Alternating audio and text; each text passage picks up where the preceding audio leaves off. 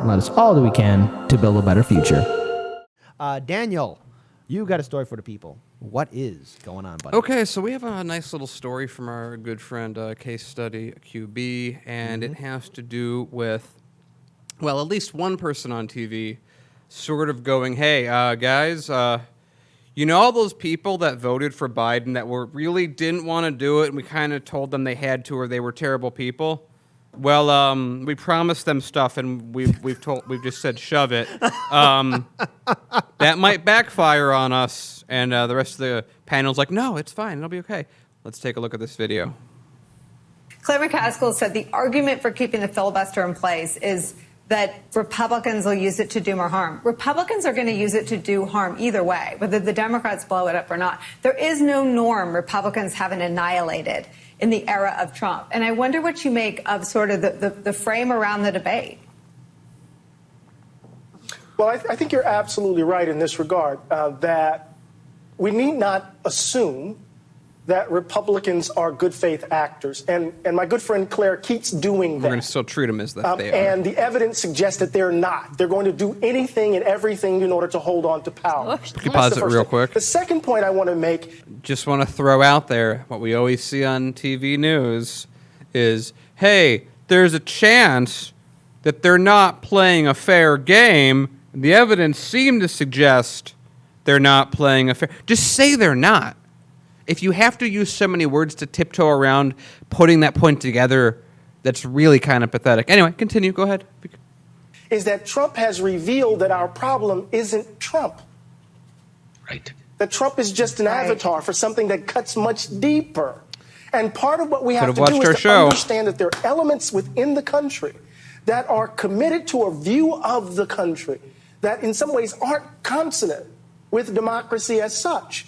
And so unless we understand, and I think Charlie is absolutely right in terms of the narrative frame, that Democrats have to begin to understand that if we don't change the ground within which we're having this argument, they're going to lose. And they're going to lose for a couple of reasons, Nicole, really quickly. One, if they don't fight those activists, the base of the party that came out, they are going, there is a question about whether or not they will turn out. Can you pause it real quick? So we have been yelled at for months by a lot of people that, we have no idea who they are, people that we do know that have gotten very mad at us for, retrospectively, and even that back then, very stupid reasons because of this statement. This is the overall picture that we have been talking about with the Democratic Party. It's why we talk about Democrats the most. It's why we do all this stuff, because of this statement that he just made. The Democratic Party does everything it can in the last couple cycles of telling everyone who thinks like us to shut up and vote, and they're going to give us stuff if they vote. They're not going to commit, but they're going to do it, and then saying, nope, screw you, we're not doing anything, we're not changing everything, everything will remain fundamentally the same. And so this guy is actually legitimately worried about the stuff that we've been talking about for years, that what reason does anyone have to vote in either party anymore? It doesn't matter. You're going to get the same thing. It turns out, which is exactly what we said as well, Trump was just a failed reality star that got bankrupt a bunch of times and didn't really accomplish a lot, but his aura and how he spoke terrified people, even though his policy was not that different from Obama and Biden's is not that different from him. And we keep calling this stuff out, and we keep getting people that yell at us as if we're wrong. They just don't know what they're talking about.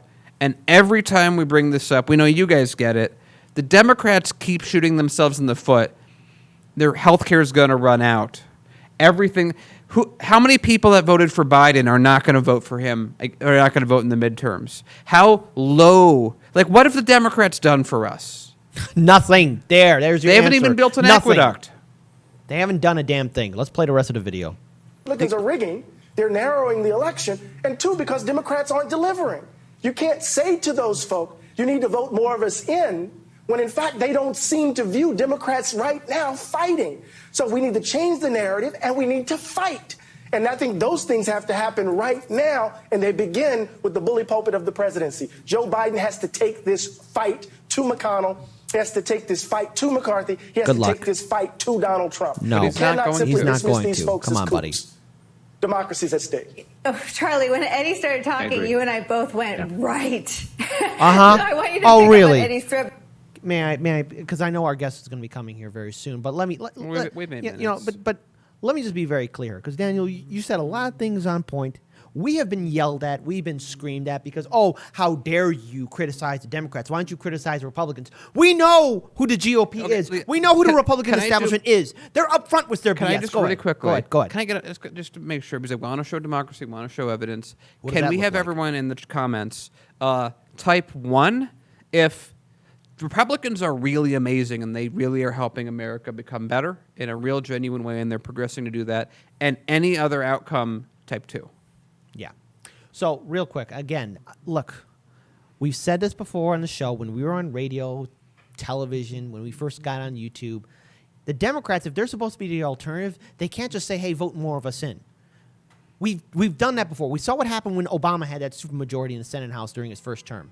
Then we saw how they lost it. Then we saw how the DNC committed election fraud, not only in 2016 and 2020, and Bernie Sanders and his progressive movement and a lot of his key advisors decided to turn a blind eye and not fight.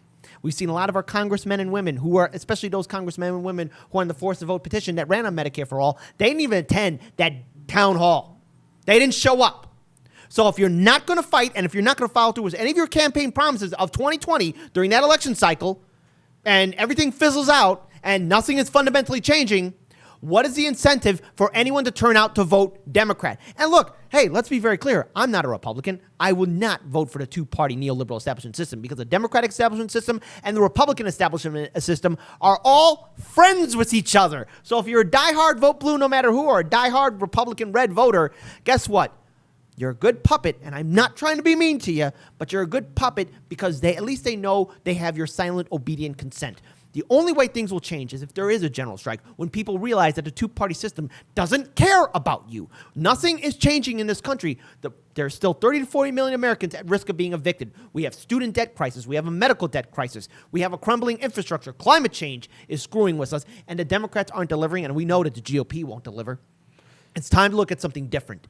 And I'm wondering what the progressive or Democratic or liberal movement will be in 2022 of, oh, you got to vote us in. Let me give a news flash to anyone, especially progressives that are going to be running in the Democratic Party that show up on our house, that are running in the House and that choose to show up on our show. I'm going to ask you straight up: are you for force to vote? Are you for the force to vote Medicare for all? Will you participate in that? Will you join in on that? Because if you don't answer, I'm just going to be like, okay, well then you're against force to vote. Do we have something playing in the background? Okay. Okay, let's keep it muted for a minute or two longer. Yeah, if we can, keep that. All right. With Okay. that So being I said, just- Daniel, what's the yeah. final word? So pull the camera on me then. So this is okay. So I looked at the chat and what everyone was saying, and what was the outcome that everyone wrote. No one thought that the Republicans in office are good people. So so you can use this. This is now a poll. This has like more people voting in it than a lot of polls on TV. We just showed right now, real time live, that you don't have to convince a lot of people on the left or just people in general that Republicans aren't good, which is the argument that it's like always Democrats specifically saying, why aren't you guys talking about Republicans? Who are we convincing that hasn't already been convinced? Let's be absolutely real. Ironically, the only people we might actually convince by not talking about Republicans are actually Republicans. They don't feel like they're attacked because that's a lot of what it's just everyone's yelling at each other. That's all. Democrats yell at Republicans. Republicans yell at Democrat. But the people on top make bank because Republicans, generally speaking, are the party of the top 1/10 of 1%. Democrats are the party of the 1%. And then there's like, the people that kind of go along with those in the rest of their constituency.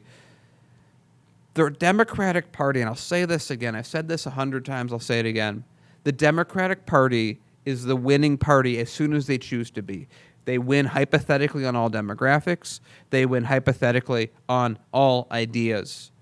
But they don't want to implement them. They want to simultaneously pretend that they're the party of the left while simultaneously just being just a shy left of the Republican far-right party, making them just right-wing in and of themselves. I would like to remind everyone to go and watch the debate between Reagan and HW, they were talking about who would let in more immigrants. Both of our parties are talking about who will keep out the most or who might let a trickle of people in. Kamala literally at the border saying, don't come in.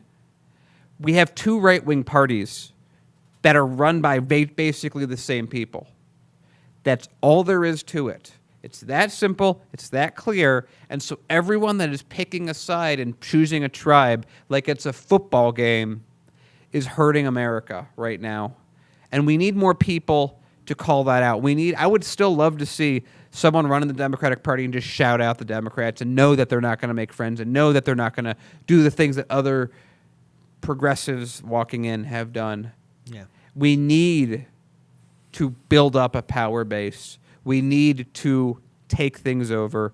And we really need progressives, or whatever we call ourselves, free-thinking people, to build power so that we force them to act. I am tired of people talking about, hey, can we maybe, if we're nice, maybe Nancy Pelosi. That's not going to ever work. Nope. The way you get Nancy Pelosi or AOC to do something is you give them no other choice.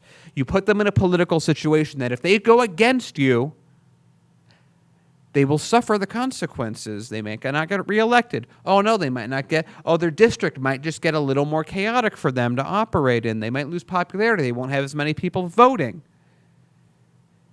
We have the ability to take this stuff over. We just have to organize ourselves, and we have to stop our own infighting, which itself is crass and annoying.